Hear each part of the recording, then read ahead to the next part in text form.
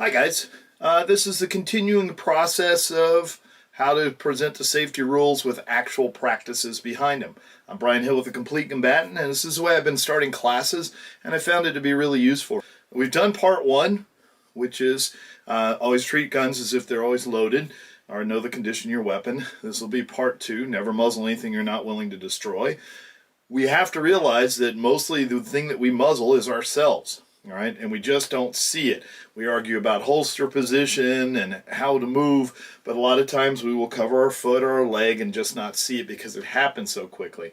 Once we recognize that maybe that's where it's happening, we can dry practice it. So what I do in class is I have people practice it. So rule one is know the condition of your weapon. All right, so we've locked the slide to the rear, physically and visually verified it, racked it 3 times.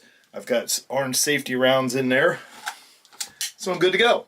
I'm going to practice actually putting the gun away without muzzling myself. So I'm carrying appendix, so bring the thumb to the center. I move the shirt out of the way.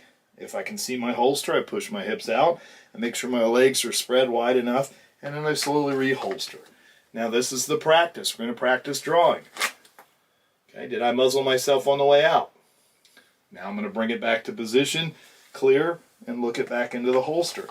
So I'm always practicing rule 2. Another place that rule 2 gets broken is when we do a reload.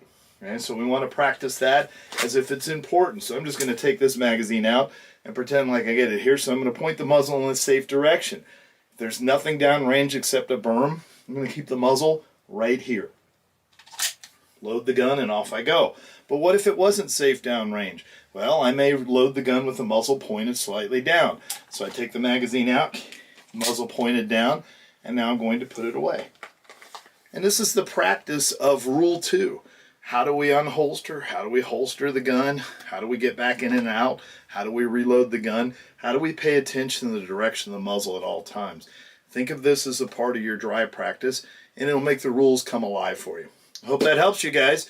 We have 3 and 4 coming up in the next couple weeks. I'll be working on those, and I hope it helps you in your practice on the range. I'm Brian Hill with The Complete Combatant, and as always, measure, refine, and perform.